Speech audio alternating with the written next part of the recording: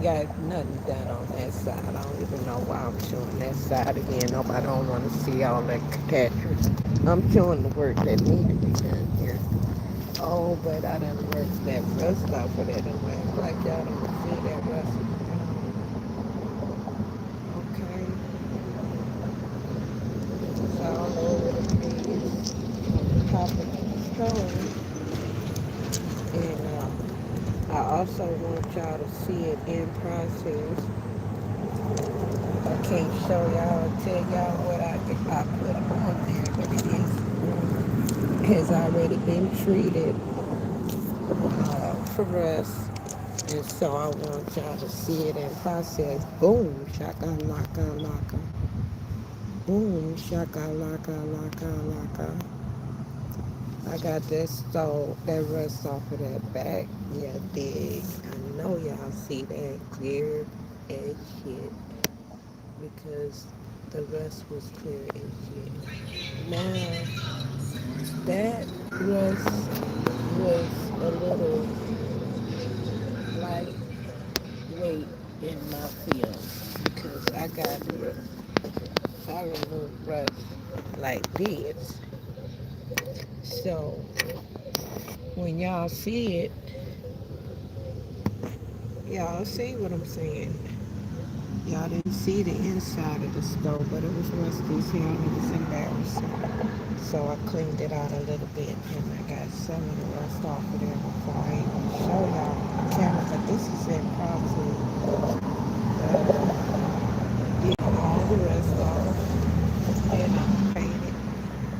I have decided if I want to paint it white or black. But all the rust that was on the corners is gone or getting gone, I should say. It's gone or getting gone. Act like y'all see the rest is gone. The black areas are areas that need a little more treatment. But once they get done, they gonna have this color right here. That's the bare metal color. And these little white specks are just the remaining paint that the rest didn't deteriorate.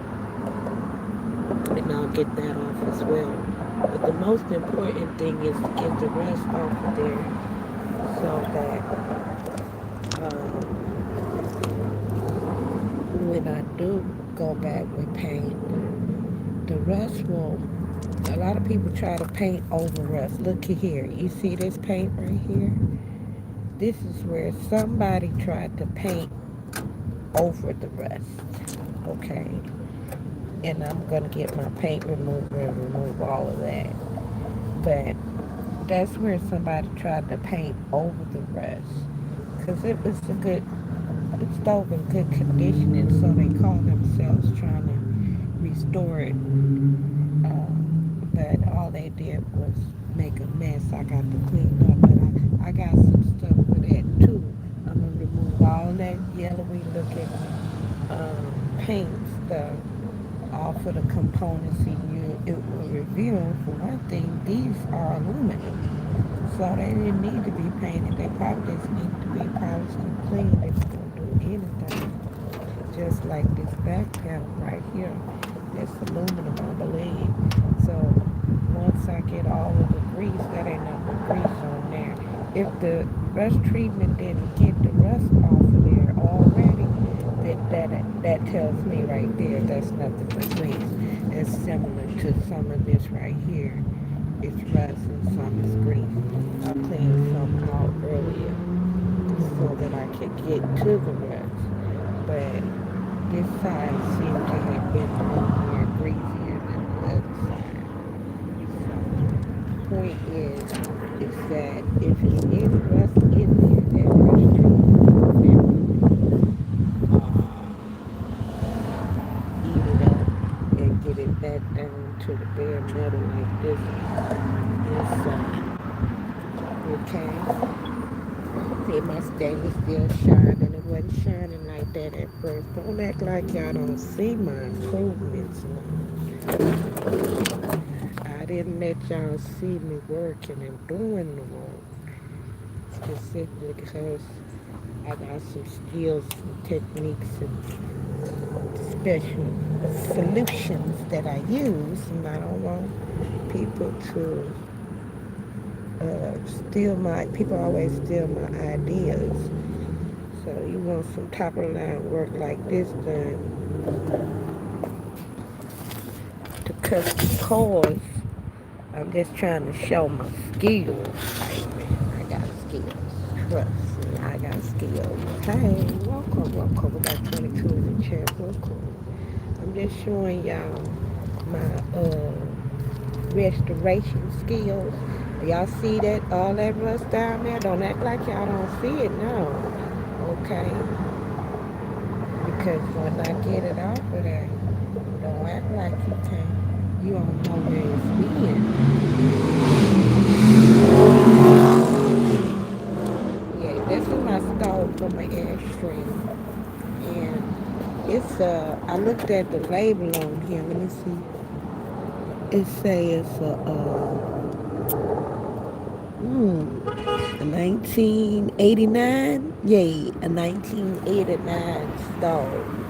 And so it's the Airstream is 1974. And so it's still around up in that time era that the stove was made. And so it's more fitting than a brand new stove, putting a brand new stove in there, which I could have. And I don't have to have a new one, but I would like to swap out to a stainless steel one eventually and just sell this one to someone because it's going to definitely be in sellable condition once I'm done with it. Y'all don't act like y'all don't see the improvements already. Okay, now I'm going to turn it around.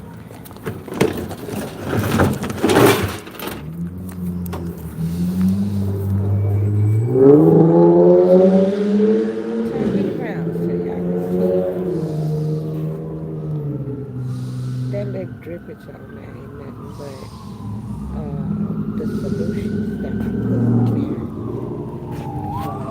I put a rash amount, as the old folks say. Look down there, y'all. Y'all see how that metal coming back?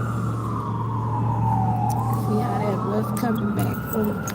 Oh yes. And see, I'm gonna allow that set. And y'all can't see these. Look at these. You see these little rust bubbles? I'm gonna make them abracadabra and disappear. I'm telling you, I'm cold with it. I'm showing y'all all the flaws so that when I get down to the nitty gritty with it and it start abracadabra right in front of y'all face, y'all don't try to say that's a different stone. I'm gonna let y'all see it every step of the way. Here my range is to it over here. Now they ain't too rusty, really. They look like they might be just like full of oil and grease and stuff. So what I'm gonna do is I'm gonna clean those first, and then I'll treat those and rest. Also, I'm gonna treat my wheels uh, with that treatment as well. You see how that corrosion is eating up my rim?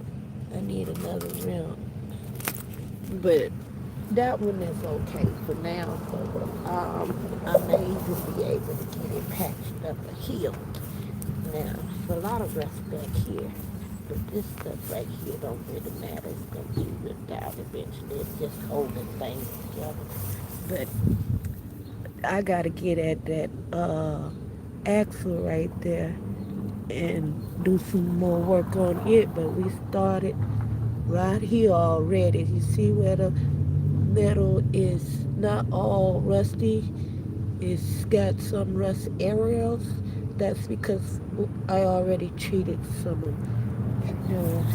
treated it, put one treatment, a layer of treatment on there to heal the sickness. All rust is like a virus. for a sickness or like a fungus that grows. That's my trash can. Okay, so this area right here, see my badass grass lock on it. That tongue is real rusty. Okay, so what I'm gonna do is I'm gonna put some of that treatment on that. I'm gonna put some of that rust treatment on that tongue too. Now, that's a little wood shutter thing I'd like to have in my bathroom there. Cute little wood shutter thing. I'll clean it up. Hey, welcome. How y'all doing? Thanks for the likes. Welcome.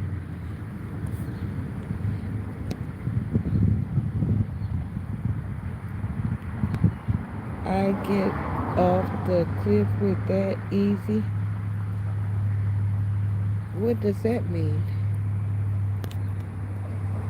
Okay, anyway, this is the Airstream, and it's a 1974 Airstream.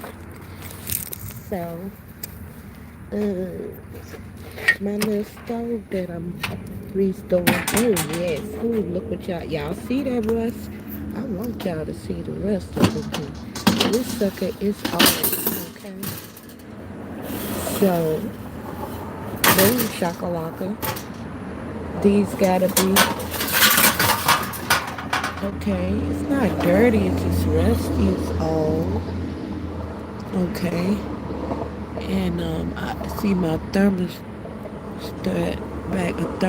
back there hanging. This has a little clamp, metal clamp that's supposed to hold it in place. But I repair stoves, so I happen to have a little uh, essential parts that I keep that is common, like parts that need to be repaired in a stove, and that's a common thing in stoves. The thermostat thingamajigger, it don't hold it up, or it gets rusty to the point where it'll break loose from me. So, no problem, but I do want y'all to see the rest because when I get uh, to doing my processes on it, I don't want y'all to say y'all don't see what was done because it is obviously a little project to get that right. Now y'all just hold on 1 second now, and I'm gonna get started. And got some of this breast treatment on my hand, and it's daylight now, so I can take y'all in, go see the inside of the Airstream. Hang tight. I want to see the inside of the Airstream. I'll show you the inside.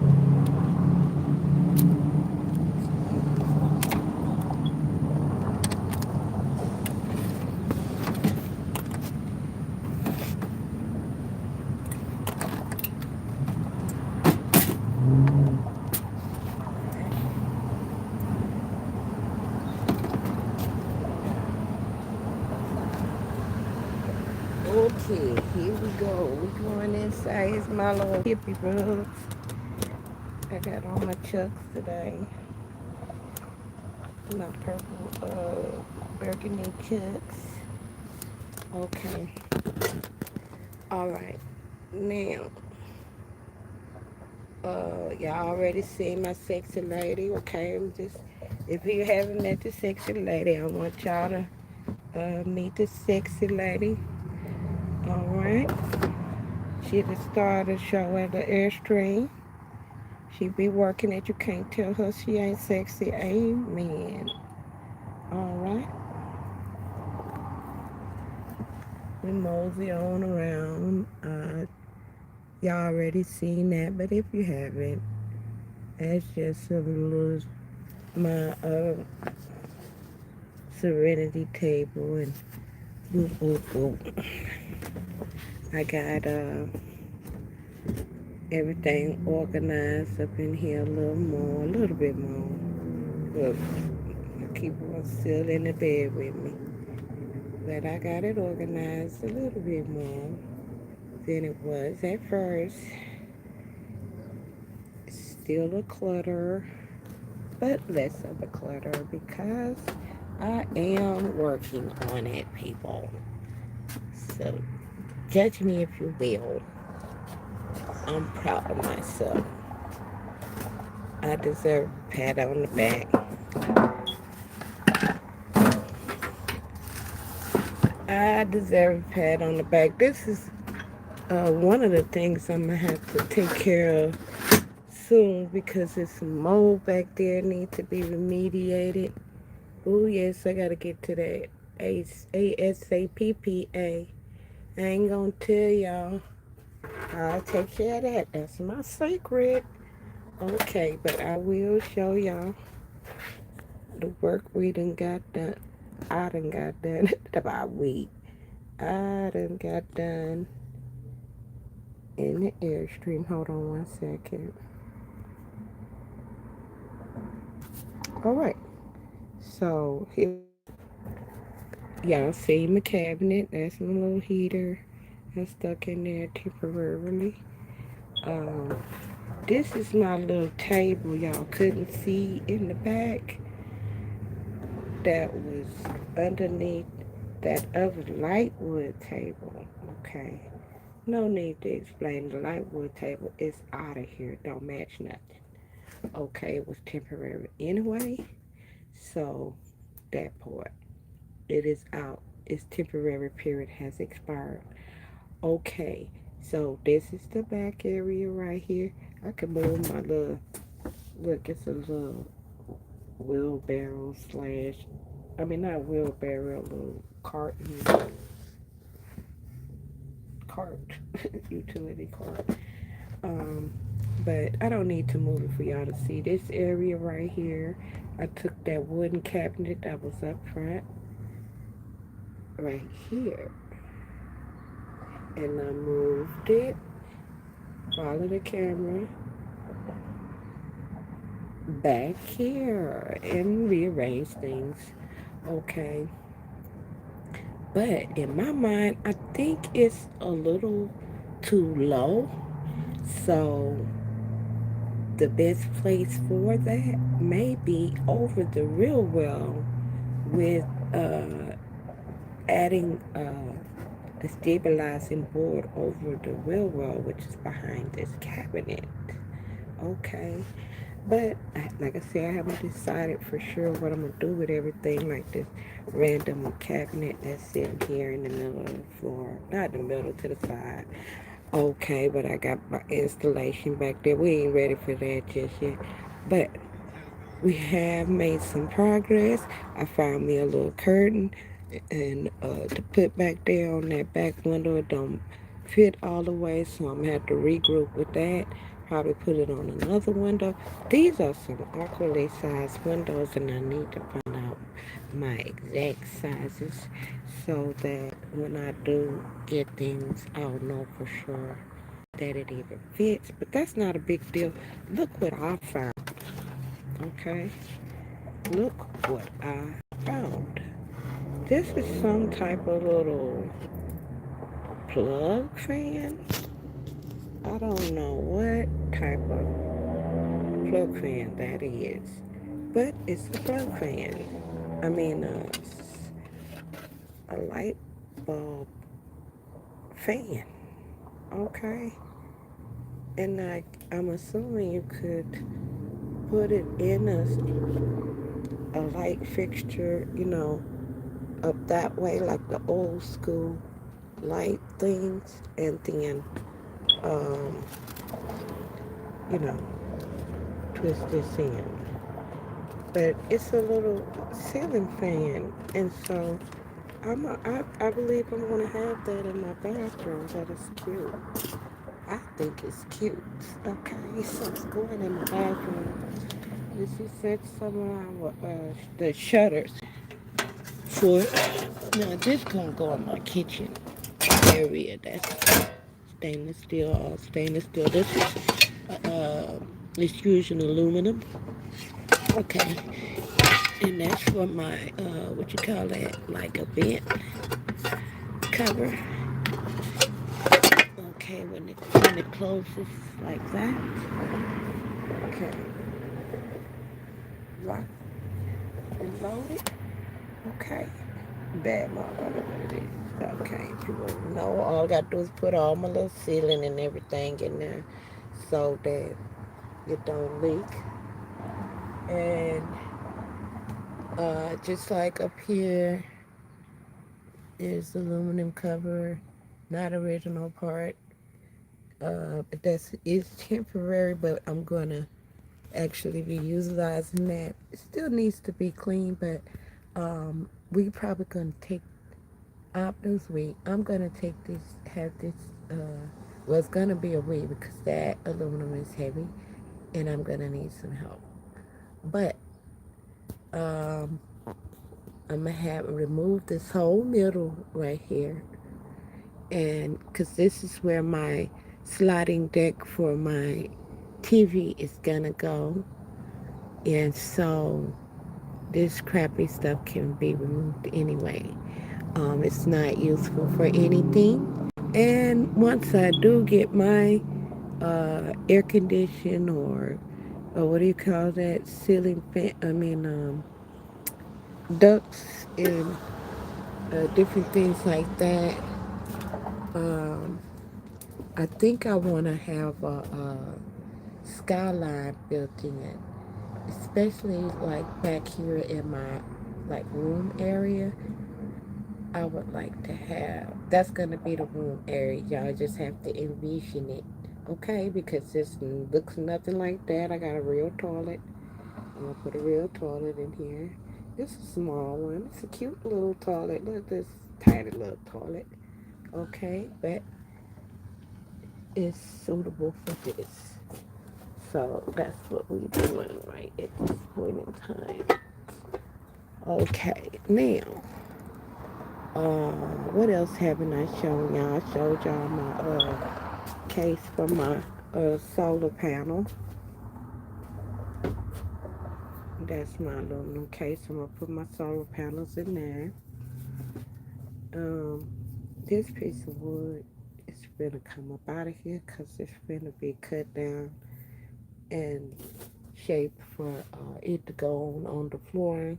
But before I can begin doing any of the flooring, I'm going to have to remove all of this stuff.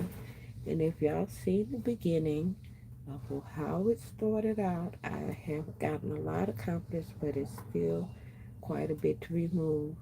But I can at least partially show y'all my rain catcher back there. My rain catcher back there. She gonna be revealed. It's her gonna be her uh, gender reveal party. Gonna be probably tomorrow. It was rainy today. I really didn't feel like doing much. I don't even know what the hell this thing is. Real talk. I'll watch some Airstream videos and find out what the hell that is. I don't know.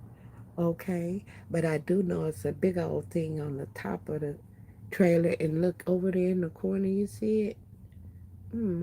It's something right there. I don't know if that used to be the shower head or what that was, but this was the bathroom area. You see the little toothbrush holder thingamajigger mounted to the wall still.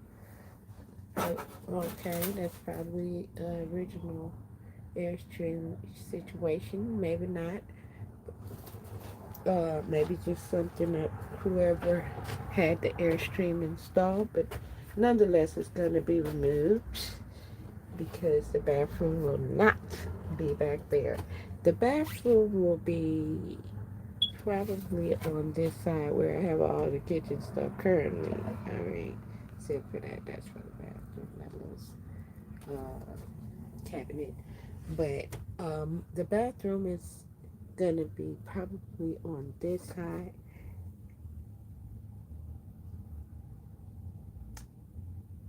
connected to uh, the bedroom, and I would like to have like a sliding door that allows me to access the bathroom from the inside of the bedroom, and then be able to close and lock it when I allow guests into the bathroom. In other words, the bathroom needs to have two uh, entrances, two pathways to the bathroom. Now,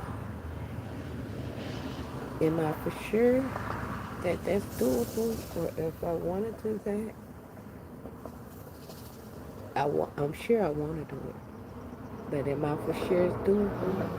Ah, yay, because it's gonna be how I want it. But at the same time, um, I don't want to try to add a feature that may cost me a lot of brain work.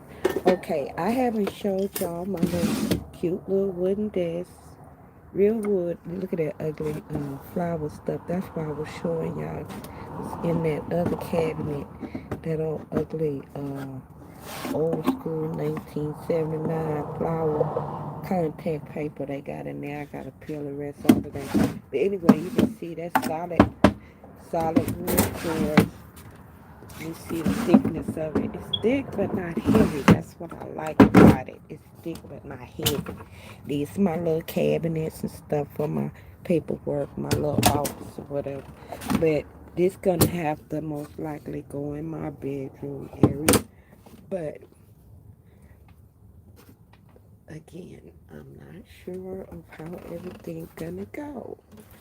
So therefore, um, it's in here. It's the right width. Depth right here from the wall, from the edge of the wall to how far it's protruding out. It's perfect. It's not sitting out too far because I have a lot of arm space in between me. And as I'm going through, I may not need or want this much arm space, but I don't want to restrict myself any much more than this, uh, so that I have everything in here, but it's not jammed in here to the point where it's not it makes me. I don't want it to make me feel claustrophobic. That's the whole thing. Um, when you have a smaller trailer, a lot of people tend to uh, try to put a lot of things in the mix that don't go. So in that regard, they start feeling closed in. But I'm a little claustrophobic. I like things wide open, and it's a lot of things in here, but I want it organized in a way that um, is in here, but not in a way that it's like it's attacking me. That's how I feel because I'm claustrophobic. Okay. Let me put my see. I'm having my tool done. Put my tools back up. That was my brushes that I'm using to apply my treatment. Good brushes. I like to use good tools, so um, I don't have a situation halfway in. That brush treatment that I use is very strong, and so if if uh, if you have a cheap brush, it'll eat the fibers. It'll eat the fibers off that brush. Okay, what else I got going on? This right here is this is a heat bag. You put the food in there, keep it hot, keep it warm. I got all kinds of shit. If I'm going camping, and I'm also going fishing. I don't got my fishing poles in here because they'll be in the way. I'm working right now, but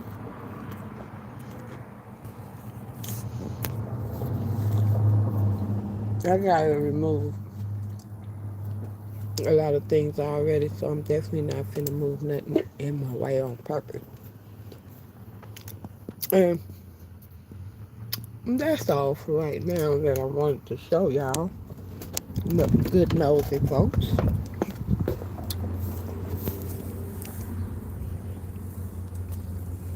I already showed y'all, but you see that hey, Airstream International.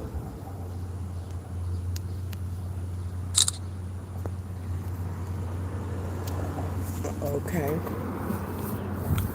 I don't know what I can do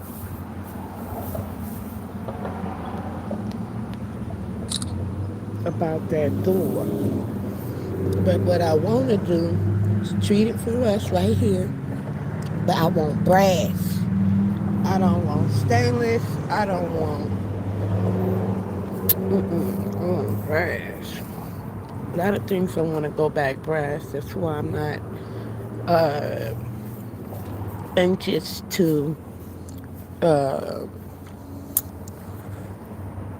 replace it with aluminum parts or with the original Airstream parts because that's part of the customization.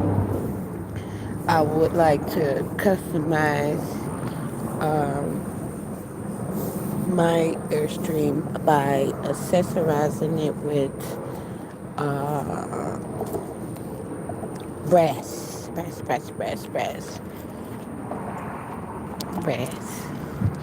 We going back brass.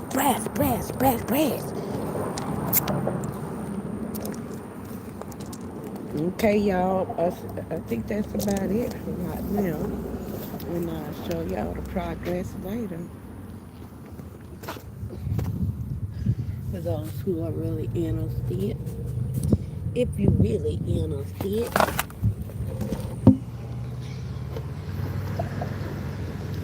I will keep everybody updated. All I'm doing right now is trying to put this stove back in here. I mean, these pots back in the stove. And I'm gonna treat some of the rest tomorrow. I've just done a lot of work today. I'm good without progression. Get jiggy with it. But I've done it quite a bit before I got y'all on the line. Show y'all what's going on. Okay.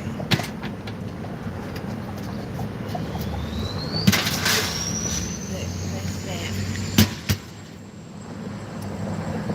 Alright, let's go back.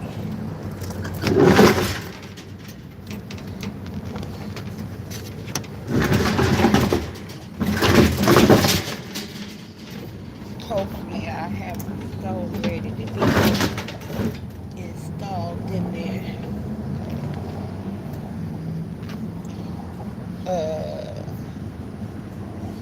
Shortly.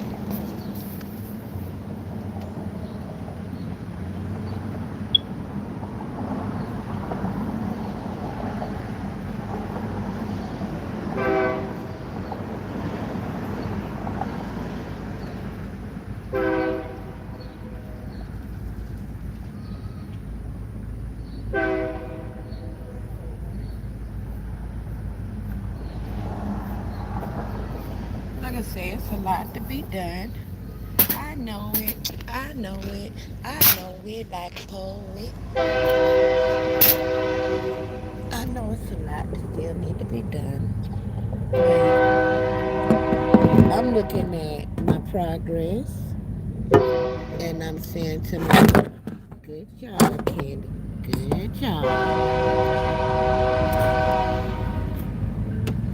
Hold on, y'all wait till that loud ass train go by. I hope I ain't forgetting nothing. Let me take my key out. Can't forget it.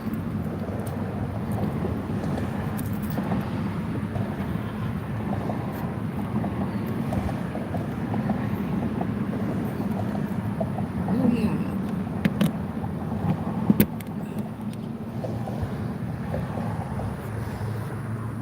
We got it working, yeah.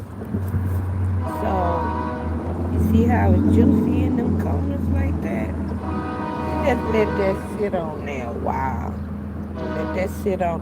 It look like that ain't nothing but dirt left right there, 'cause I know the color rust. That don't look like rust. That look like just all the grease and dust mixed together. So that when I go to wipe it, it's not gonna be no rust there. And it'll probably wipe off easy because that rust treatment don't be BS, and it's gonna go cut quick to it works through the paint and everything. It's bad. You see that right there? Okay, you see some areas still rusty, but you see some areas right here. Let me see if I can zoom in. See, that's bare metal. It cut down to the quick, like get to the through the paint. That's some paint, some rust. See, but that rust treatment that I use, it cut to the quick through the paint. It don't play no games. It'll let that paint smooth up off of there. So when I do wipe it, it wipe off the paint off. So that's gonna be a good thing. I'm not gonna have to worry about taking the paint off of some areas. But I got a magic trick for that too. I got something for that. I got something for that. Y'all take a good look at it. Because once I do,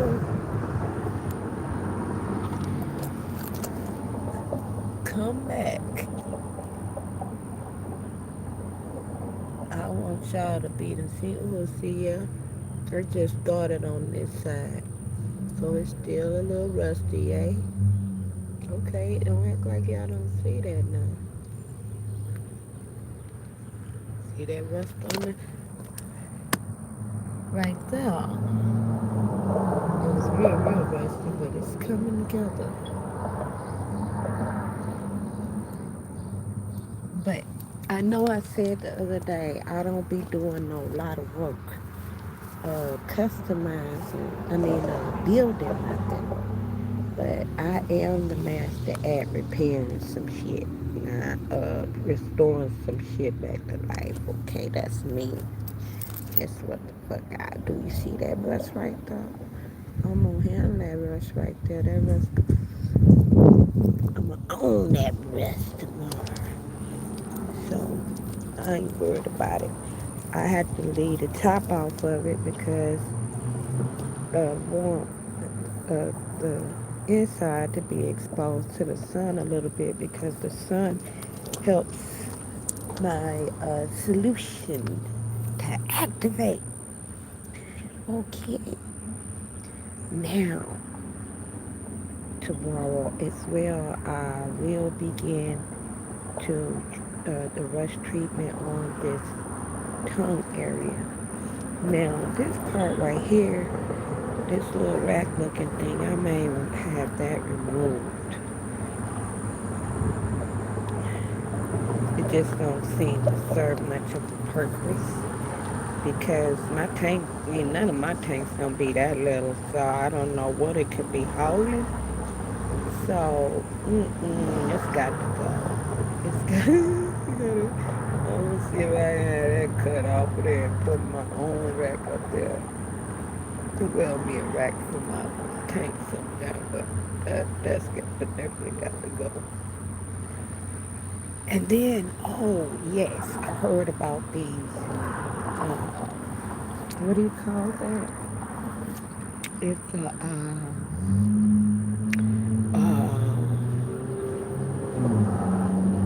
on demand. Hold on. What is it called? I might get rid of this. I might get rid of this thing. I'm not sure. I really like that thing though. I really do. I really do love this thing. But I might get rid of that thing. Why? Because I was gonna have it in my bathroom area to like create a bathroom sink style slash situation in my bathroom. But remember what I said about width-wise? Look how far this could come out. Okay, but at the same time, I'm hesitating to get rid of it. Okay, simply because, oh, look at these scratches. I wonder can I buff them scratches out of there? I've seen people restore this aluminum back, so I'm sure I can. But back to what I was saying about my zinc. It's my old school. See, I want everything to be old school, classic style, antique, vintage style. Vintage, not antique, vintage. Vintage style. See the little shell soap holder thingamajig? I like stuff like that. It's just, to me, it would match the Airstream. It's marble. It is marble. So it's heavier than the motherfucker, the whole thing. And so that's why I'm contemplating that, because I am on a mad hunt for a full size stove with the foots, and I know those are heavy. So that's my dilemma, y'all. That's my dilemma. Get a 9-volt battery for that smoke detector. It's begging me. Um, that's not a smoke detector. My smoke detector that's beeping. That is my GPS system. Thank you. That thing annoys me as well, but that is not my smoke detector. Thank you. That is an annoying as AI GPS system. Okay, so it's a tracker, and uh, it's a, what do you call that? Apple GPS tracker thingamajigger. Okay, so that's what that is. Okay, I don't know what that is up there on top. I ain't never even paid it no, never mind. But I gotta look up other Airstreams to try to figure out what is this stuff, because I don't know. Now in the inside, you can see that don't even look like the same spot where the thing in the inside is. So that's puzzling, because the thing in the inside is further down to the end down there. This is more so in the middle of the Airstream. Okay, this is about 31, 33 foot Airstream. Okay, so if anybody can tell me what the hell that is, that would be helpful. I know that fucking annoying ass chirping, a damn tracking device. That is not what you think it is. Okay. It sound like It's the old school situation going on, but it's not an old school sketch situation going on with that.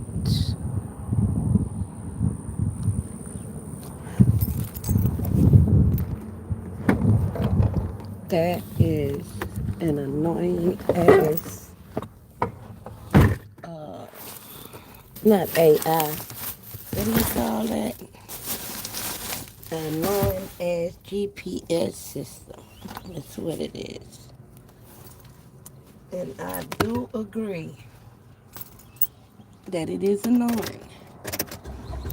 But that thing is showing hot because it ain't did that all day. It was showing out for the camera, I guess. Yeah, it was showing out for the camera. Cause it ain't did that shit all day long. I don't know why all of a sudden that motherfucker started tapping in and shit.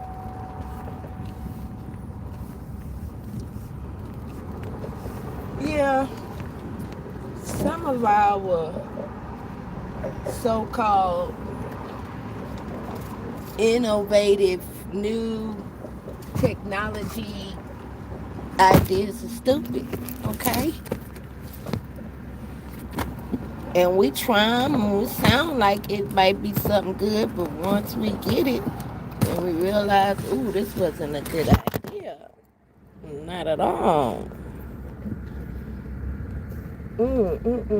It's not a good idea, not at all. Even them, what do you call those? What he said it was he thought it was a fire, a carbon dioxide detector or whatever. I, that's not even that. That is not that. Doing making that noise. That's that stupid new technology thing making that noise.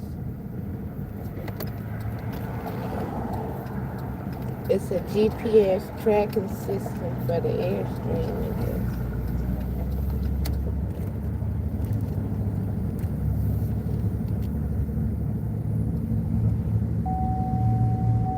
It's little,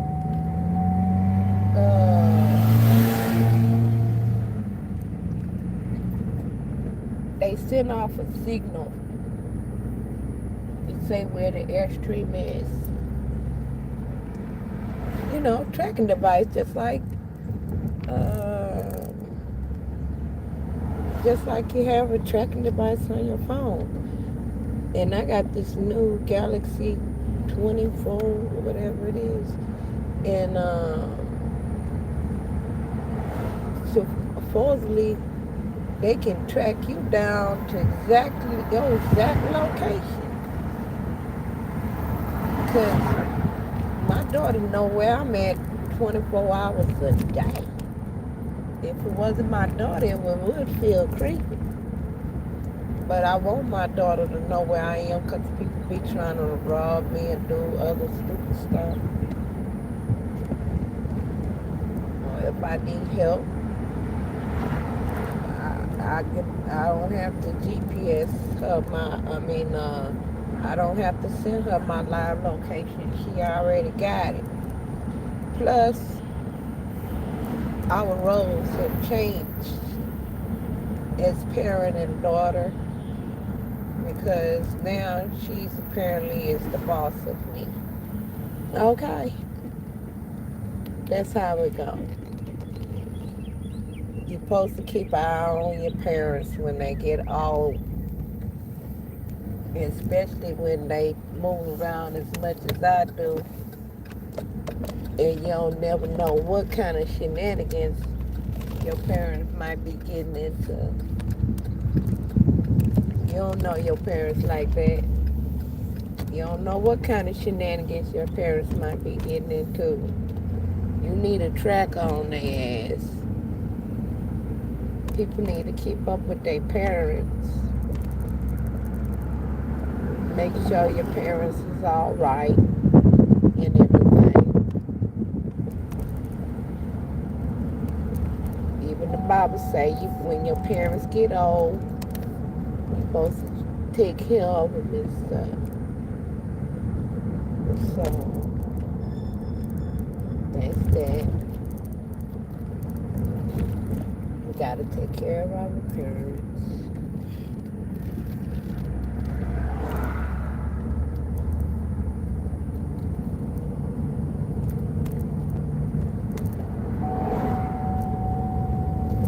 I need to put my seatbelt on. That's what that bell is for the bell tipping on in the chat. I don't know who made him the bell attendant. Apparently he made himself the bell attendant. I was trying my damnedest to ignore that stupid ooh, that lady got some she got some real aloe berry plant over there.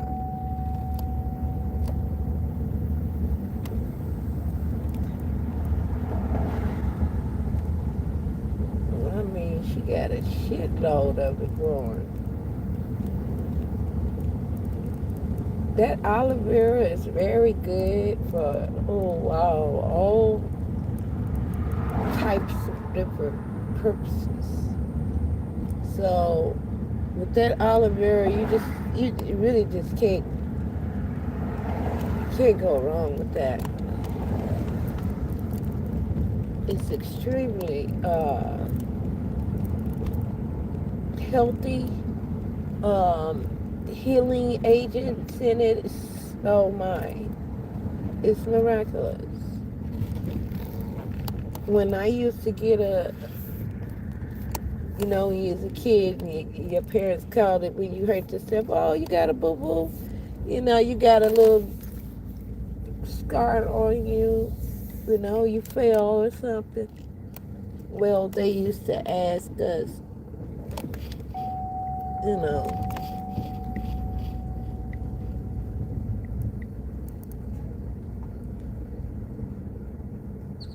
that, in a way of kind of call themselves having some compassion for us having a little accident or situation or what have you. So they will put what's it called, ointment. We call it ointment. Wasn't nothing but like Neosporin. A lot of things we have now today, same crap we had back in the day. Y'all just call it something else now. That's all. Just calling it something else. But they used to put aloe vera take the plant, cut it, let the juice seep out of it, and rub it on your scalp. And they used to say, if you keep rubbing that on your scalp, that it'll peel away and your skin will come back to natural color. So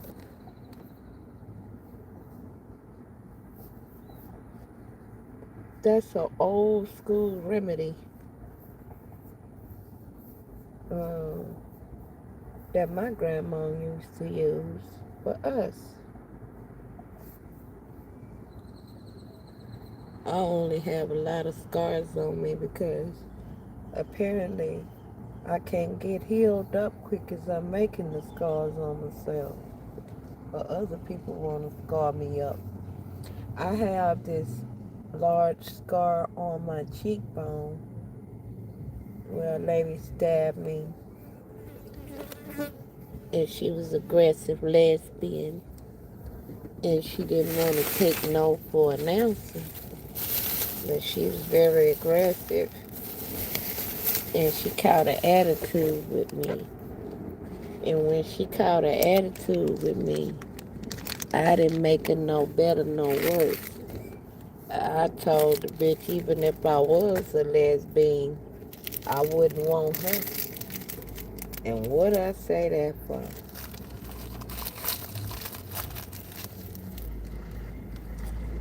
That's just nerve.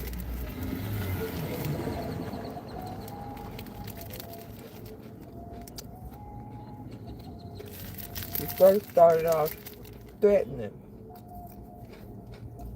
when she didn't feel satisfied with the threat.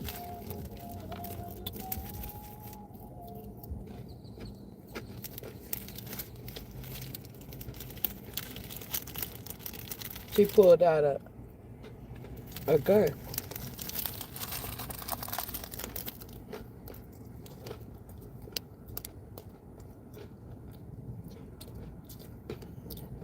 That's why I say scary people have guns.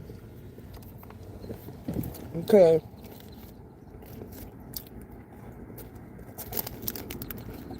she thought I was going to be scared because she had the gun.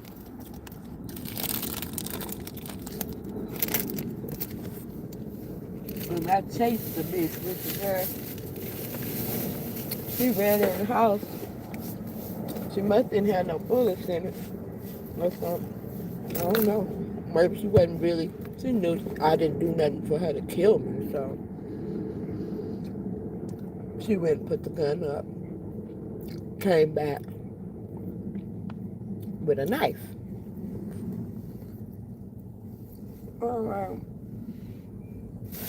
Oh, this bitch wanna cut me?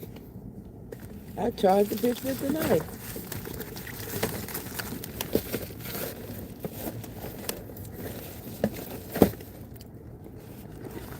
And once I subdued her with the knife,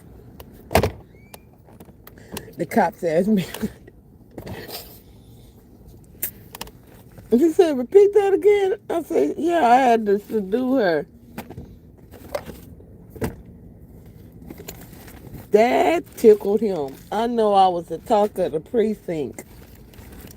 He said, I bet he said, you know what this bitch told me?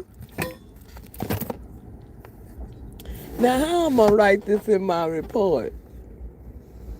That the victim said she had to subdue the assailant.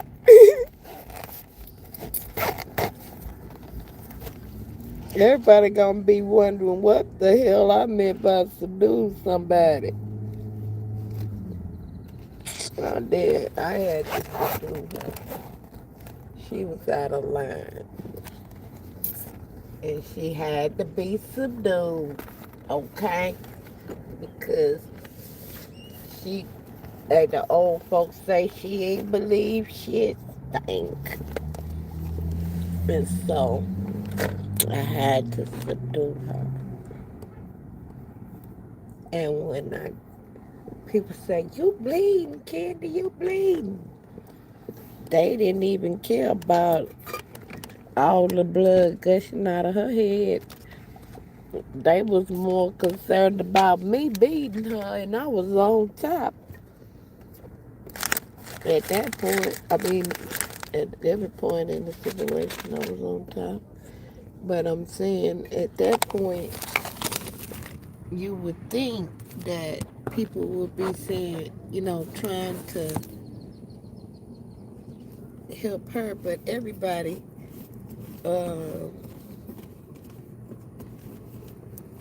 they didn't want me to whoop her, but they was definitely on my side. They was like, Candy don't fuck with nobody. What she did to Candy? I don't think she did. Was trying to fight me over I don't want her. And I'm not no motherfucking lesbian like that. So, she's not a lesbian neither, but she was a lesbian, but they don't call it that when you got a man. They call it a bisexual. And she's one of them. And she want it all. She want her cake and eat it too. and the husband was down, she done found her a real I do husband. And he gonna tell me one time when she came, she was with him, and this back years ago, long time ago, when I used to sell drugs.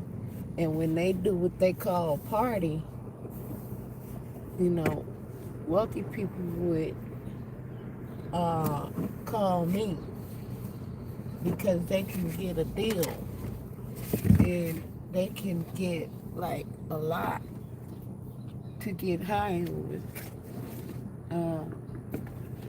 And for their parties or whatever. They may buy an ounce, 2 ounce, you know, something like that, quarter of an ounce, something like that. That's a lot of drugs for a person to be using and not selling, okay? So that's what they use for parties. They buy a big thing, just put it on a tray or something, and everybody can get what they want and don't have to steal or don't have to worry about where your next hit coming from. Just reach over there to the table and get it. All right. It's not a crack house type of situation. It's a party. So they just buy a lot for everybody to have a good time. And they used to come and buy it for me. All right. And her son was a rapper. So she thought she was going to impress me with that. And I was like, what the fuck they got to do with me? When she told me that, I was like, oh, maybe other people let her have her way because of who her son is or whatever. And then he gang affiliated and so forth. But I don't know who the nigga is. I didn't give a fuck, okay? I don't know who your motherfucking son is and what the fuck he got to do with me. I said I don't want to be a part of y'all threesome y'all got going on, you and your husband.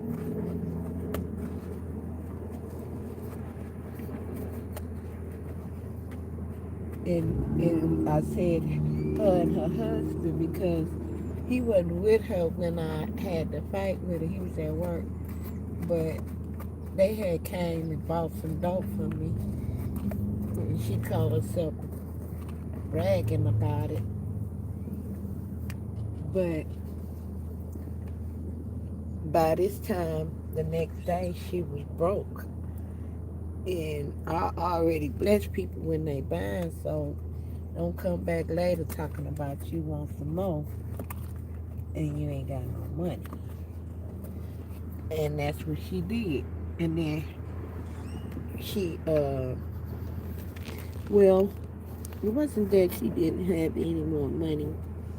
It was just that people who are functioning addicts, they have a lot of amount of money that they're gonna spend for drugs. And once that's over with, they try to back up off of them. But she just wanted a little toke or whatever. But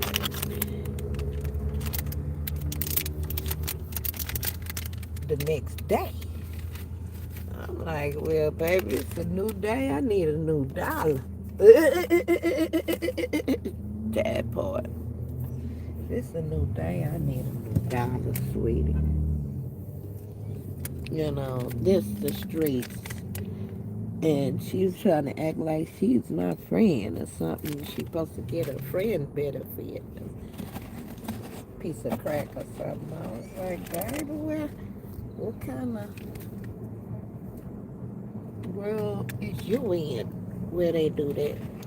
And I don't know how she figured, but I wasn't that nigga. I don't know how she figured, but I definitely ain't that nigga. Okay. Don't try to steal my shit. You don't know how she figured, but I ain't telling you.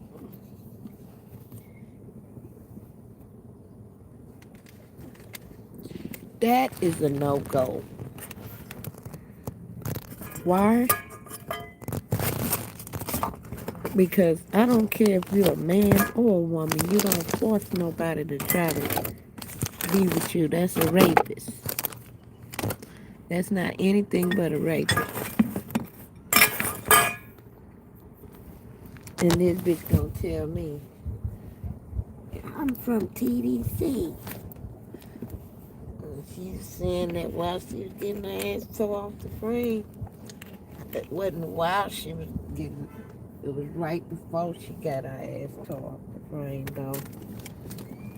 And nonetheless, she got her ass tore off the frame, straight out of TDC.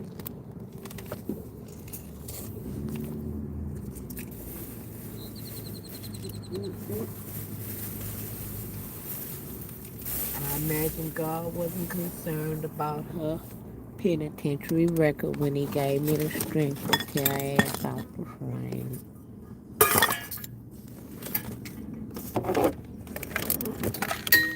God did not pay her TDC record, no, never mind. When he gave me the strength to tear her ass off the frame. Trying to rape somebody that's straight, that don't want your nasty ass. That was creepy anyway for a woman to do. And then it seemed like all the people that's like that, they always want somebody that ain't homosexual.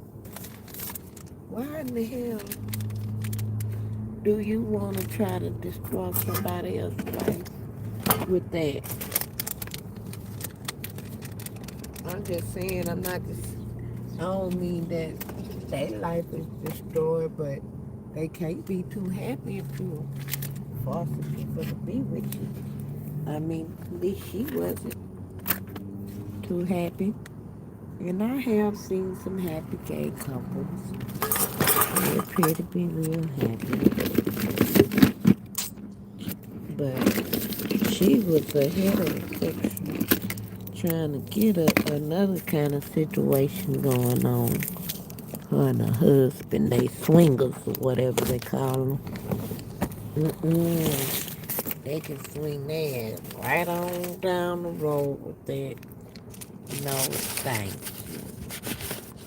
Because I'm not interested in that kind of shenanigans. Thank you.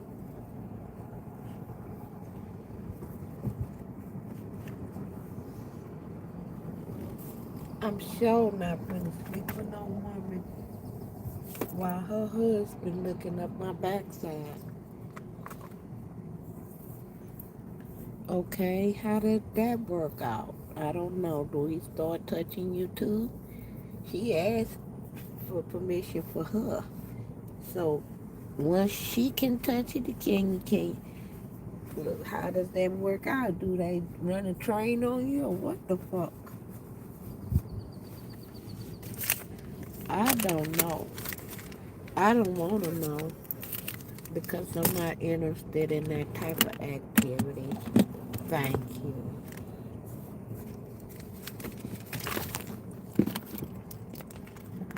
All I'm saying is the bitch don't know how to take no for an answer. And so therefore, I had to give her the answer she really needed. An absolute no. An absolute hell to the motherfucker. Giants in the land. Hey, you play ball? You play ball? Okay.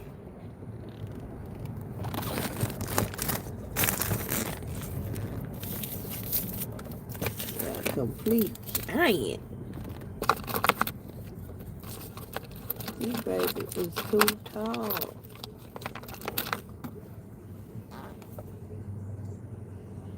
Yes, ma'am. He haven't even got his deep voice yet.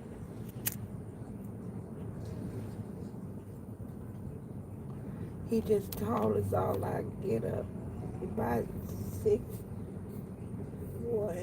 6'2". The baby just tall. He just a young man, but he tall. So he looked it full grown till he opened up his mouth. Then I knew he was just a baby. Wow, he just a baby. Good Lord. He don't got no more room to grow no taller. And he got this little bitty ass t-shirt on. He must be in denial that he is a tall man.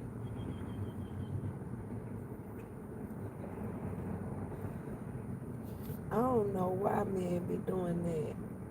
Putting them little bitty man ass t-shirts on when they slender.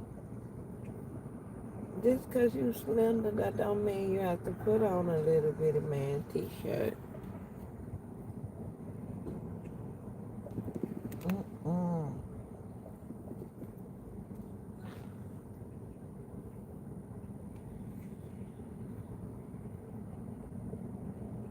No, you can put you another kind on. It's a little bit bigger. If you already skinny, don't have that shirt hooking you like it's your little brother stuff. That's all I'm saying. I done got way off the subject, then we was talking about the Airstream. Let me get back on topic.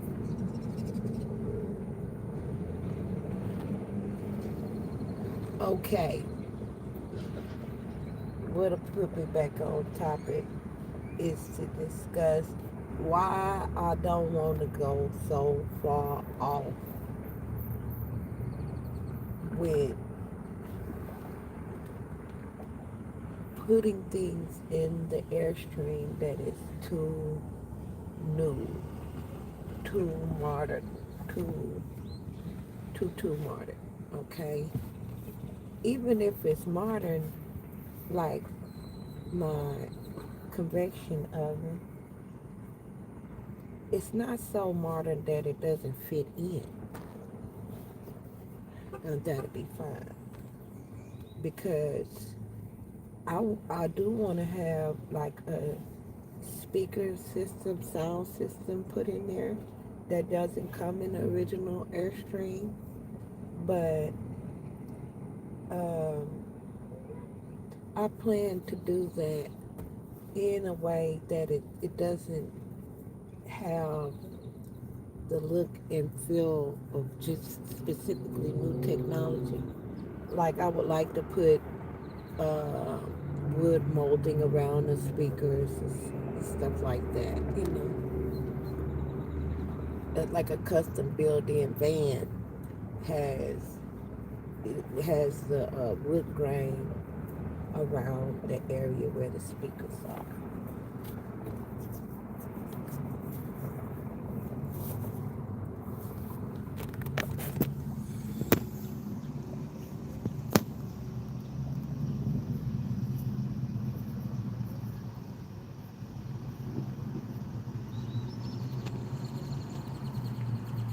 Okay, somebody said it screws into a light socket on the ceiling. Okay, thank you. I get off the cliff with that easy. I'm not understanding what that means. It's not rusty. Who said it wasn't rusty? Oh, come on now. What y'all? Stop it. I think y'all just fucking with me at this point. You need to cut it. Cut it. Cut it. Cut it. Cut it. Cut it. Man, that motherfucker was rusty as shit. Y'all doing the most, man. Who said that?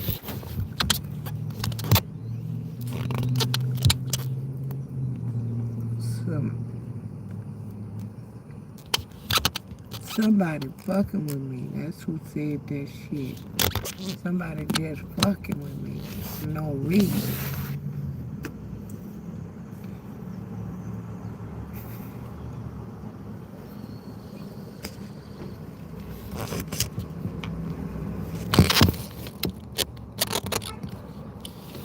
Mm-hmm. Somebody just fucking with me for no motherfucking reason. Got some bullshit going on. Somebody wasn't no rust for it. I know I did a close-up on that motherfucker too. Damn, silly game. Trying to make my bipolar come out, but I ain't gonna let you.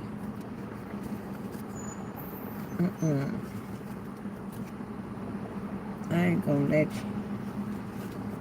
Tell you that right now. I already know what to do. Clear cut. I know what it do.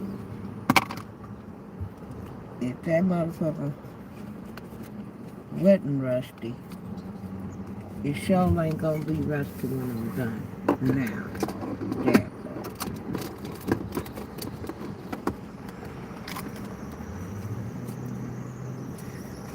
Now, why would you say that motherfucker wasn't rusty?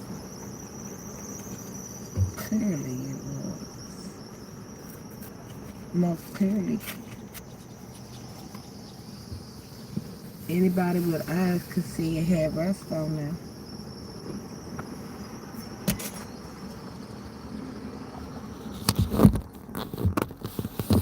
These motherfuckers just don't want to give the niggas their props, man. Don't want to give me my props. How you coming? What the fuck on there?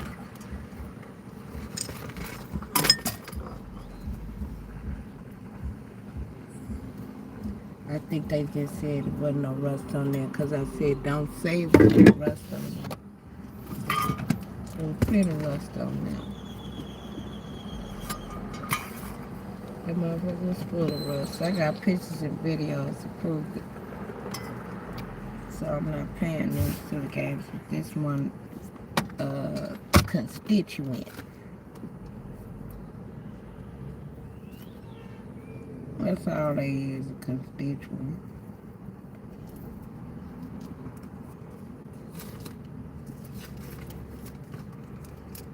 Trying to get me riled up for no reason.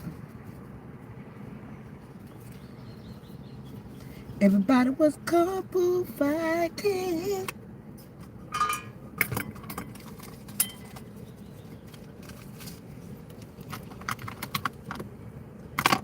And it was fast as lightning.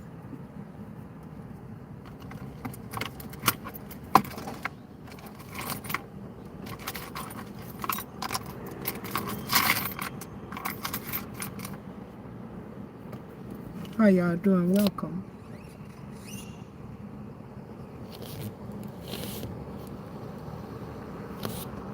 Welcome, welcome, welcome.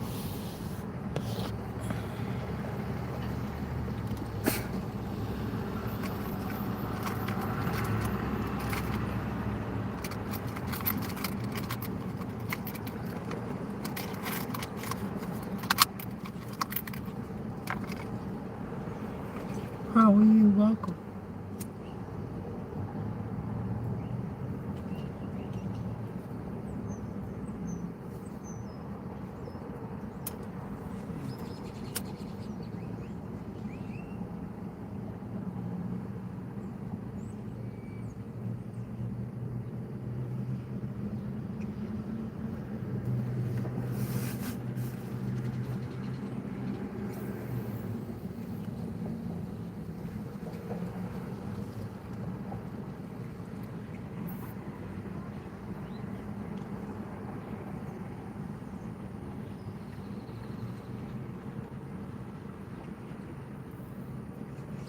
Sometimes I like to have me a little late day coffee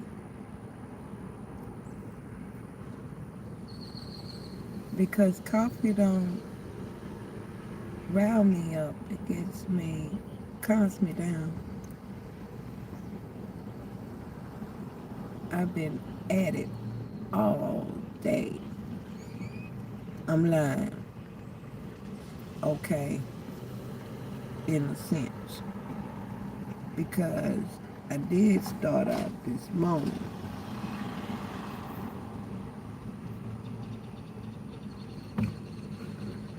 to do something. But it was raining and I don't do nothing in the rain. I do like the old folks used to tell us when it's raining, that's God's message to tell you to sit down somewhere. Have a seat. Sit down, let the Lord move. Let him do his thing. Wash the earth and everything. That's his business. So let him tend to his business. And then the rain ain't gonna hold up long, they used to say. Don't worry, the rain ain't gonna hold up long. And sometimes in Texas, that may not be true because our rain may linger a while. But in any case, if it's not a flash flood warning, 10 chances warning, it gonna let up. It gonna let up. Just give it a little time. And that's what I did. I knocked around a little bit and just did a little organizing and cleaning until, because I had a lot of stuff in my car that I needed to organize.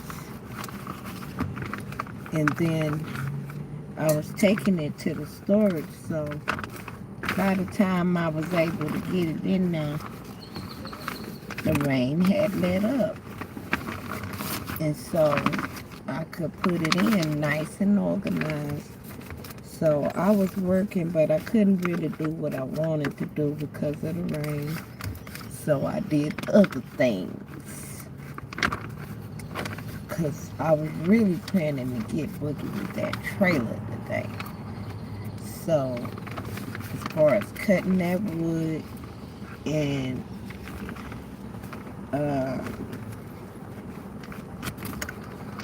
cutting it out to the shape of the Airstream is so awkward.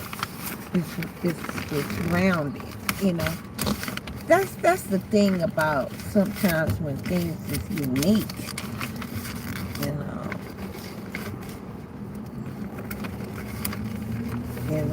it's unique, that's cute when it's already in shape and everything, when it's already in good condition.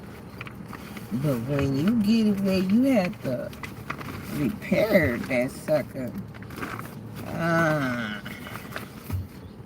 do some custom rebuilding like I'm doing, which I know I've seen a lot of videos on YouTube. Many times when people get their Airstream, they have to do this. Well, you don't have to, but a lot of people do. They gut it. Gutting it means taking out all the parts out of there.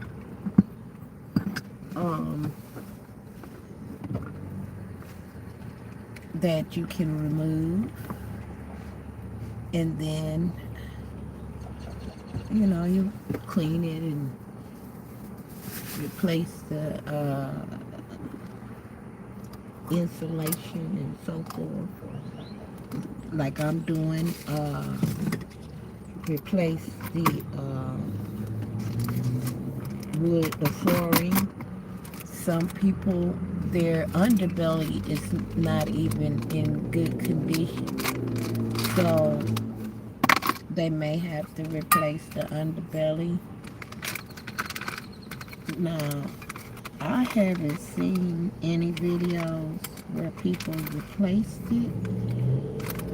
I have seen where somebody took it off and then put the motherfucker back on because theirs was in good condition.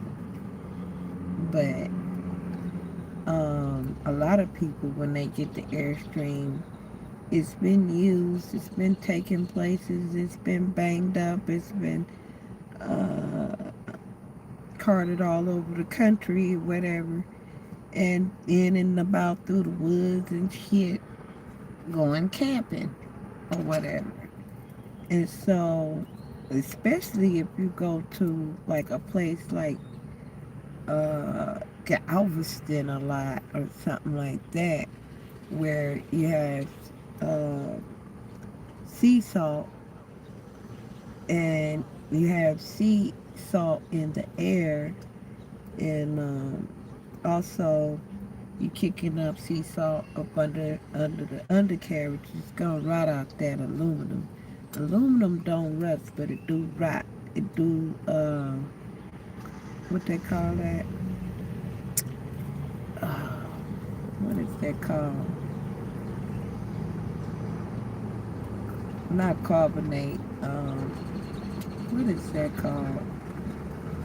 When it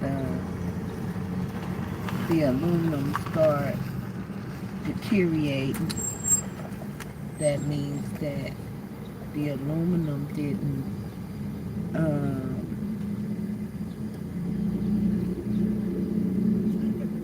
I don't know, it's like it didn't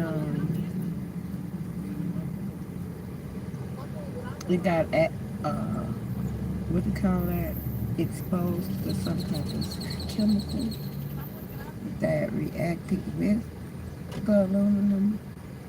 And so the aluminum is usually there for to prevent rusting and to prevent corrosion. Oh, that's what it's called, corrosion.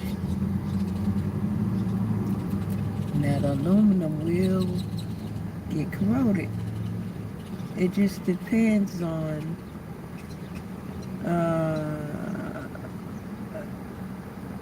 how thick it is, and also what it is exposed to.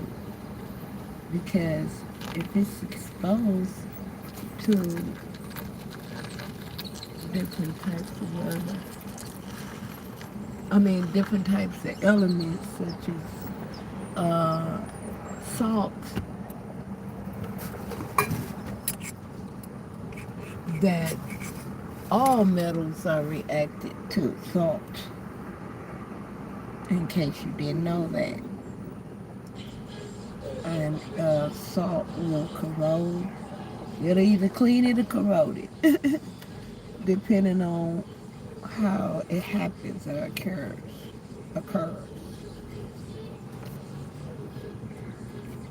And I say clean it or corrode it because I do use salt to clean with, and the salt, when you're using it and it's like on the surface, it's reacting with it as a cleaning agent. But if it's left on the surface, that's why when I put the rust treatment on the rust, on the stainless steel areas, I went on and took it off because it'll start reacting the opposite way and start causing a problem. So there's a point at which it helps, and then there's a point at which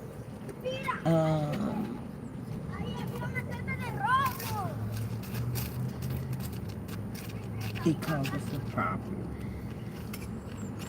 So me knowing that, I understand that I can use it for the purposes of removing debris from different types of metals. But I also know that um, once I've removed the debris, I need to, make sure that I rinse it well and make sure that the solutions are taken off of there so it doesn't start eating into the elements or whatever you want to call them. They is elements on the element table. We have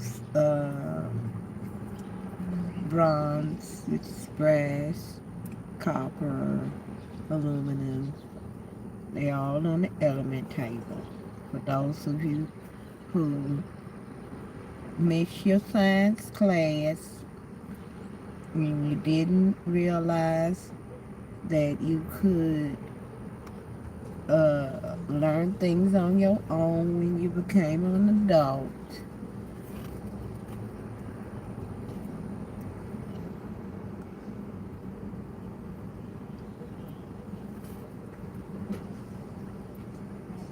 What am I talking about or discussing? Uh, Chemical reactions with different types of mixtures of different elements, how they react with one another. When you have metal exposed to water or any other type of acidic, um, it automatically uh, will create rust. That's why you have uh, the different processes of curing the metal. Um, One of the processes they call a forged steel, or it's galvanized. It's a method done to protect the iron from rusting. I don't even know what that process is. I really don't care. I do know that I do use galvanized steel. Okay, that's all I need to know. And if you ain't even know about your elements, you don't need to go no further than that either. Let's stay where we all can understand what the hell we talking about. Amen. I hate it when people start telling you about a lot of stuff. They know you're not going to understand what in the world they is talking about in the first place. But they want to persist to hold a whole conversation about some shit you can't get jiggy with. Because you don't understand the first thing. What the hell? What's that for? What was that conversation for? They act like somebody just told them to pin the tail on the donkey. And they just, and you know how you spin the motherfucker around and shit? They start looking and feeling for the, wherever the donkey supposed to be. That's how the motherfuckers is to me. It's like they want to say enough shit to pin the tail on the donkey, basically. And if you uh, go along with their shenanigans, then you is it.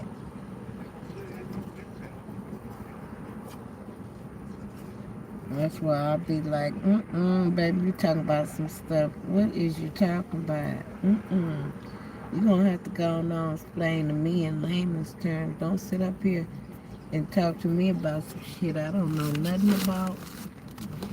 You might as well be talking in Chinese or whatever. Another language I don't know. There's pick one. Shit, it don't even matter. It's all the same point. I don't know what you is saying. And apparently, if you're speaking in English, you might have wanted somebody to know what the hell you were saying. But if you speaking in English and using ridiculous words that shouldn't even be used in a conversation, clearly you was not trying to communicate with anybody else. Oh, I have another one in here. I could have sold that man baby. Fuck it. I got cabins everywhere. And I sold him my other 24 volt battery. I shouldn't have did it. I could have known I had that one. See what I'm saying? That's what I'm trying to get organized right here.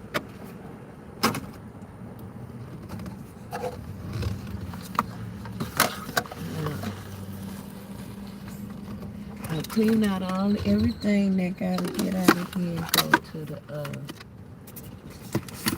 storage in this load, because I be back and forth. That's how I get mixed up. Too much stuff and I forget. Take some stuff out, supposed to be in one place.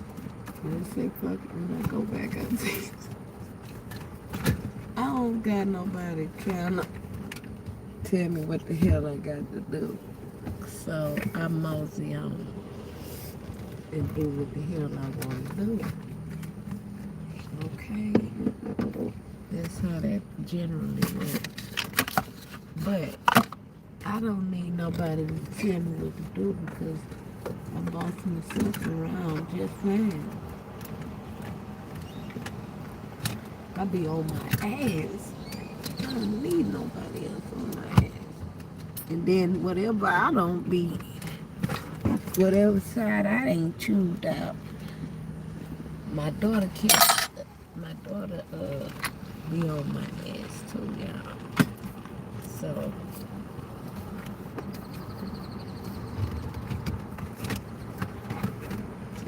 she'll be on my ass. So I got top flight security of the world. Make sure I stay G'd up. Stay on my G note. I believe in being an example for your children.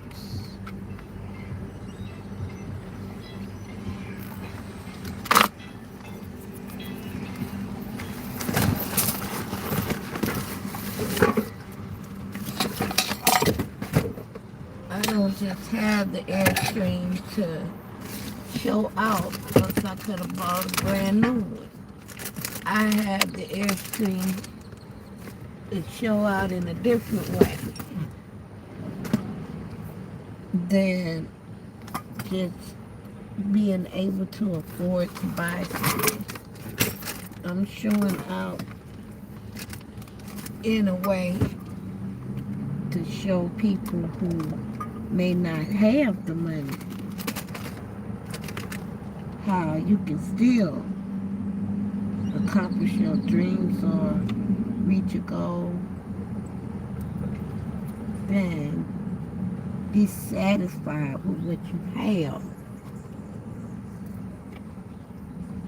At every step of the way, I was satisfied.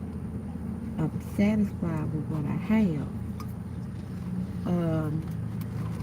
When I first got the Airstream, it was so raggedy and laying on the ground and so forth.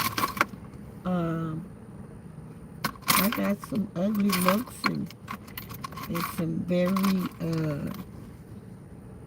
uninformed words about it. Then, I don't know if you're going to be able to fix that. That's laying on the ground, that's this, that's that. I looked up under that motherfucker. And that's what I said, uninformed people talking. I looked up under that motherfucker. I already knew. Anything that looked that bad is probably just one thing need to be done that'll really make a difference. And I went under there and I looked under there. I said, uh-huh, right here by the door, that iron, the rust had eaten through the iron and broke right there at the cusp of where the axle in the back from it was pretty thin, for one thing, and also some of the other pieces had broken. So with a combination of more than one piece weak and brittle, the main axle was cut as well. So I had a guy to weld it back together. And I had to put a piece of angle iron on now for a stable, iron to weld on and to. And he was going to put that piece of iron sitting straight up in the air. Now, how in the devil was I going to get a piece of wood on that? That didn't make no sense, so I laid it down in the cut. He said, "You sure that's how you want?" I was like, "Was you sure that's how you was going to put that? Up in the air like that? Man, if you don't go on, put this thing down here."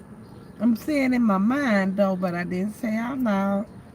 Because, you can't be fucking with me and ego while they trying to work and everything.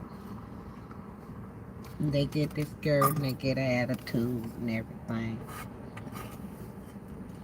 So, but I was like, I'm saying in my mind, what made him think he should weld that upright like that? What kind of welder is he? And he got to talking to Robert and I was telling him that Robert didn't know much about that because he kept on trying to man to man with Robert, not knowing I was the one that knew what I wanted and what to do. And he kept on trying to converse with Robert. Robert didn't want to, his manhood didn't want him to say, "Well, man, I don't know nothing about what you're talking about. She the one that does that kind of work. And she's the one got all the ideas on what to do with that." And then turn the flow loose and let me speak. But he didn't. They just carried on between each other until I interrupted, and I was like, he don't know nothing about what you talking about.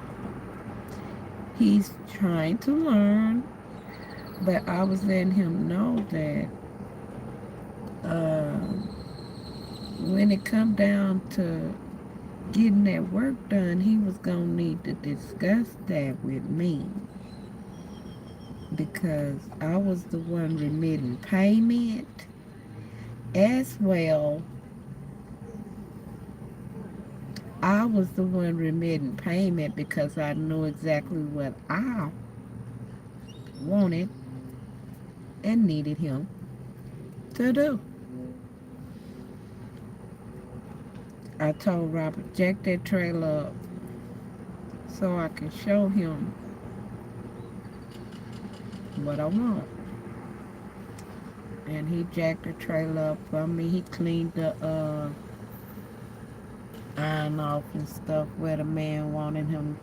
But see, he didn't know that he didn't know at that time that I know how to get that rust off of there without all that sewing and cutting and sewing that he did with the grinder.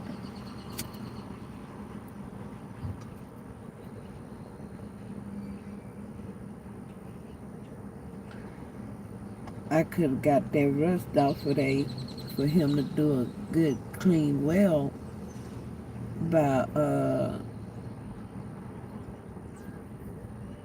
And he was saying that the galvanized steel had a coat on it that you got to get that off of there because it'll spark or whatever whenever he go to try to do the weld or something.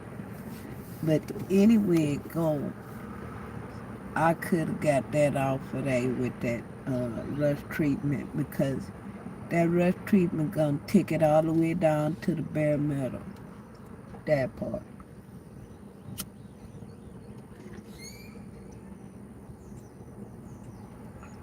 Also,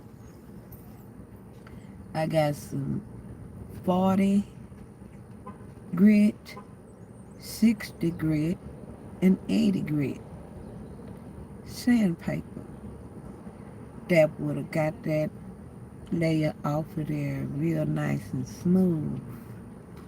Uh, Especially if you start off with that uh, 60 grit. You don't want to go 40 scratch into it too deep. And that wasn't, it just wasn't necessary on the new wood. I mean, not wood. The new galvanized angle iron that I had. But when he was going to try to clean the contact metal that he was going to be welding the galvanized to, he didn't even clean that at all. And so the welder was a little pissed off, and he just said he'd come back while we get that shit together because he ain't want like no kind of sparks and shit while he trying to weld. He just didn't want no situation like for nothing rusty, fall apart, or anything bad to happen while he working on it. So me and Robbie had a little situation about that because neither him nor the Mexican man was listening. And I'm saying him or the Mexican man because he black, the Mexican man Mexican, of course. But they both men and they both was being arrogant assholes and not listening cost us both all extra work. Because I distinctly told him, don't tell him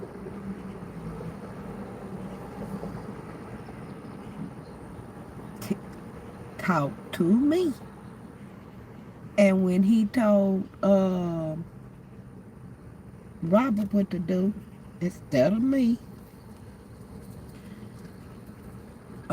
it caused a situation because I told Robert, I said, you got to get that rust off that trailer because he was spending so much time getting the scraping and grinding on the angle eye that the night fell and it was too late to even get the weld done. But the man came and it still wasn't ready because he told him you gotta clean all of it.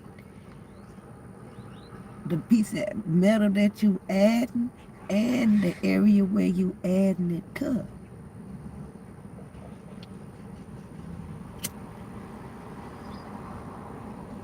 And you need to remove all the wood from around it and stuff like that. So I can cut that wood on out. It was what do you call that? Deteriorated anyway. So he was like, cut that on out. And then I ain't got to worry about it catching fire or nothing. But baby he didn't understand. He really didn't understand. He really thought he understood what the man said, but he really didn't understand what the man was saying. And all due respect, I told the man that, but he did not listen to me. So again, the next day we was looking like a fool because the man's ready and he still had not done nothing about that iron in that trailer, under that bottom of that trailer, treated that iron at all. So the man went on, said, fuck it. Went on and said, well, okay, it's what you want. He was like, basically like saying, I tried to, get you to get it in the right condition where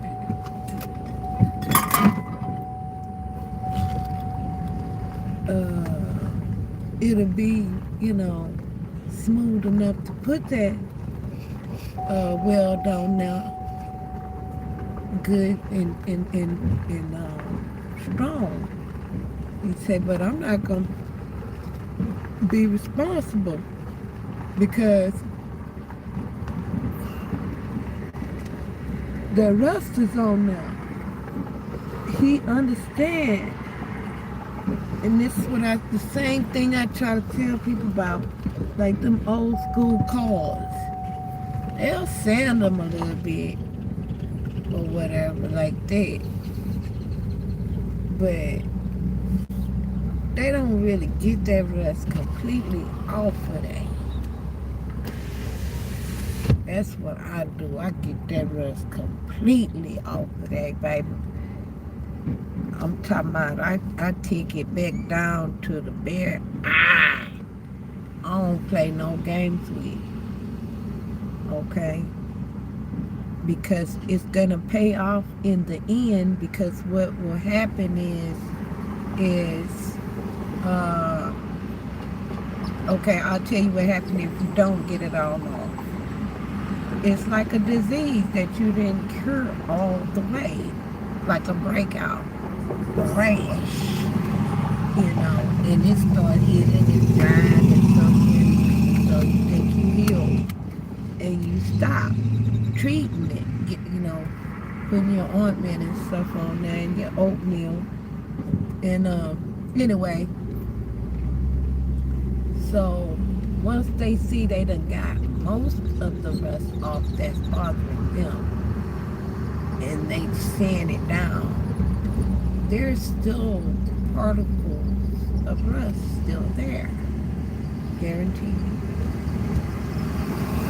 Because even with my process, as thorough as I am, I have did a spot job, paint job, and the area where I put my rust treatment at, thinking that was the only area that this is early in my learning, and I see that it will have a breakout.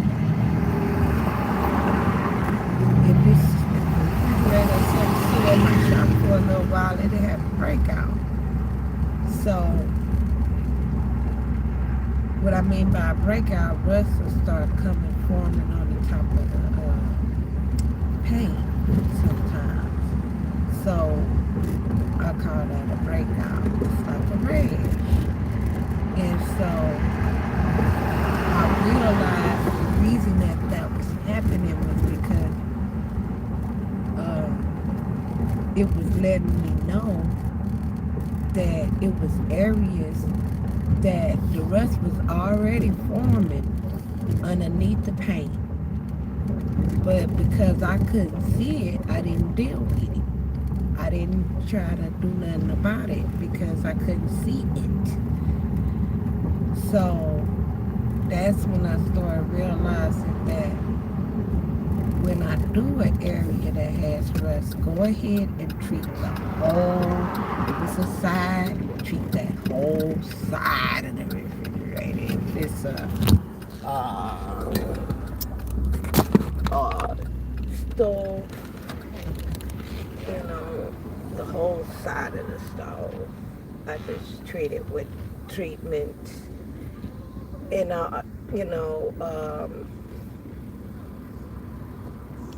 Many times, if I can, uh, I'll treat it, get it down to bare metal, sand it, get it ready to get it ready for paint, and I'll treat it again just to make sure that the rust not coming back. And the way that I make sure that the rust is not coming back, what I mean by that is I can't be sure that the rust not coming back. But what I'm talking about is I'll have more assurance that it shouldn't come back, because uh, the second time I treat it after I sanded it, it'll reveal if it's any rust spots under the paint. It'll reveal it that second time, because when you sand it, it already done got it closer to that layer. And so, yeah, all kind of shit start popping up then. And but the good thing about it is before I put the paint on, so I have an opportunity to deal with it right then, so that I get a good coat of paint on, and it don't lift later or anything like that. Um, I've even with a area that was real rusted. I've even treated it with treatment after I did my paint job, and it was completely dry. Days later, and I know it's completely dry, I would even apply the rust treatment again, see that if it shows anything. What will happen is it'll let me know that something is occurring, because it'll lift the paint job up. Yes, it will. It will lift that paint right on up. And it's fresh paint too. Ain't really settled and hardened like it does once it's been on there for a long period of time. It'll definitely sit up, sit that paint up like a bubble, and it'll reveal that the the rust treatment has uh, activated or whatever with reacted, not activated. What I think this is, transformers.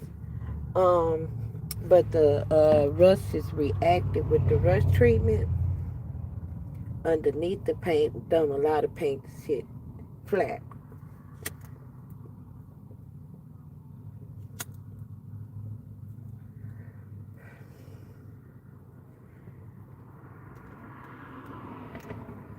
The reason why I'm so detailed with my paint job is because if you do a paint job on something, you can make something look like brand spank new if you just do it right.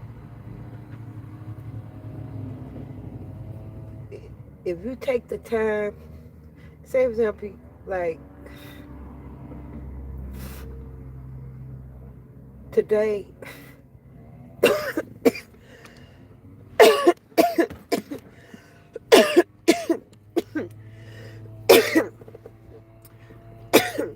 my focus was on getting the rust from off of the stove so that I can paint it. But my main reason that I really want to take my time, do it right, is because that's porcelain. And I always take my time to do it right, but I'm just saying, most specifically, I want this right. Because for one thing, I want to be able to be proud, what I did. But also, um, I don't want it to backfire on me and then the rust starts sitting out, and it make it when it might look good for a little while, and then it starts showing that I didn't, you know, take my time to do it right. That's why I keep the paint jobs lift up, and then you can tell it's been painted.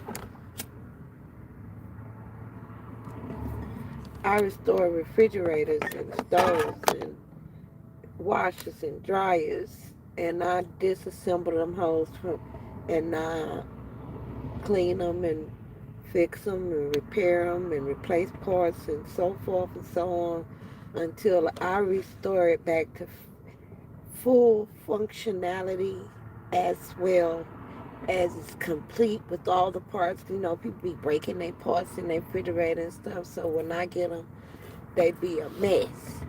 Okay, sometimes their parts don't, none of the parts be no good. They all be all broken and chipped up and what have you. And so I keep parts that are complete, and all they need to do is they may be dusty in my place, but um, I can use them at any time to completely restore the refrigerator back to, you know, a nice, decent, complete refrigerator, fully functional and aesthetically pleasant, you know.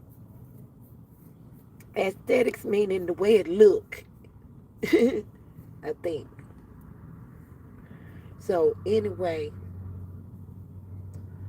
um,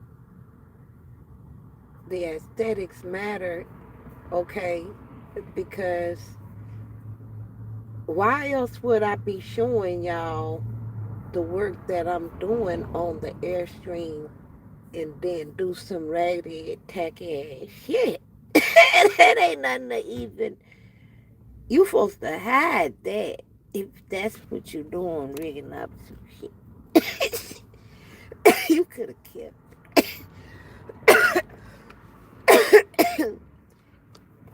that to yourself. So that's the opposite of what I'm doing. I'm trying to revert this sucker back to wow condition. You know, I'm not refurb. I'm finna what they call that? I'm not. It's not a restoration because I'm not putting the parts back.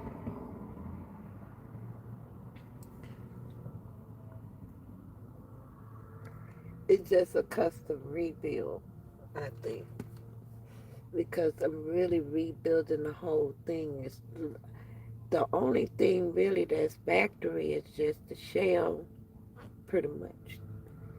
Uh, so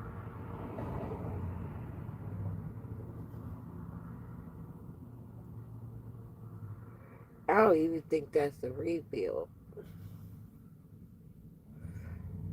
Um,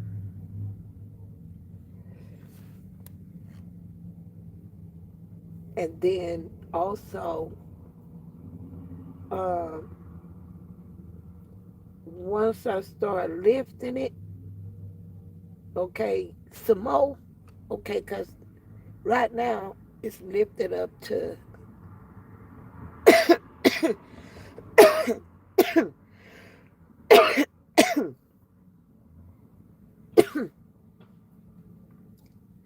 it's lifted up to about how high it's supposed to be level. Okay. But I would like to lift the whole shell of it instead of being even with the floorboards. I would like to go up about an inch or two above the floor space to give myself about 2 inches to the top. Now, somebody might say 2 inches. I thought you was talking about raising that sucker way up somewhere because you said you was gonna raise it. Okay. But what you're not understanding is if the more I raise it, the more shit I can't go up under. Okay, first of all, that's first thing first. Have what they call clearance, so we don't want to raise it too high. And then also, when you got 2 inches, trust me, that'll save your life sometimes. 2 inches, just 1 inch. I've seen some people didn't realize or understand they riding in a vehicle with that had an RV, but they didn't have clearance, and they went ramming down that street and they had a bridge and towed all the front area, top part off of their camera. Okay, so because once it made contact, it's not that they wasn't clearing it that far. It's just it snatched that much off with it, the impact. Okay, and so I don't want that kind of shit going on. So I'm not really trying to. Then on the top of the trailer, you got other shit up there. I'm finna get up there and find out what the hell that stuff is, and it might be coming down because I don't know what that is. I was finna say I don't need that up there, but I'm not sure. It might be an air conditioning system. Before I speak too fast, might just be an air conditioning system. All I gotta do is just hook that motherfucker back up. Hold up, Candy.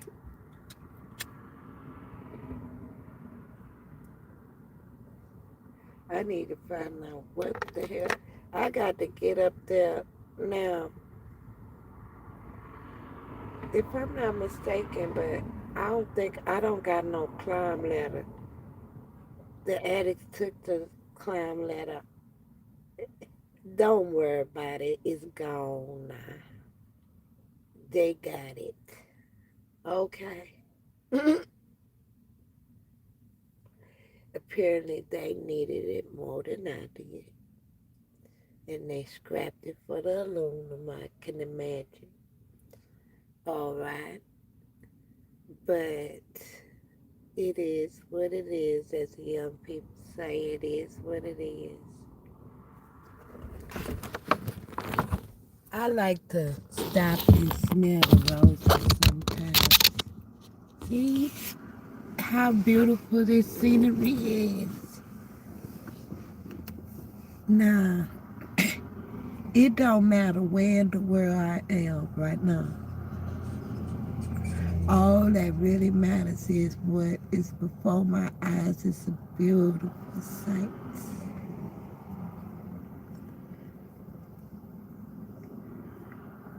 You know, and I'll sometimes just, because, well, people that's like me, hippie-ish, that's into nature, we see trees and bushes and things. We don't, not thinking, ooh, bugs and insects, which they is in now, and they annoying as hell. I'll admit that.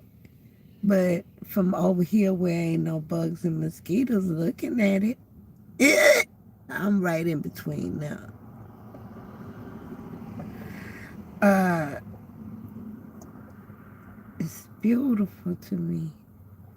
I really just despise that they just tearing down all the trees in our community to build these, what they think gonna get them rich properties. And these properties is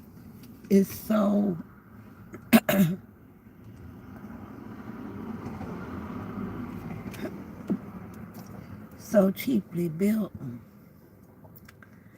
that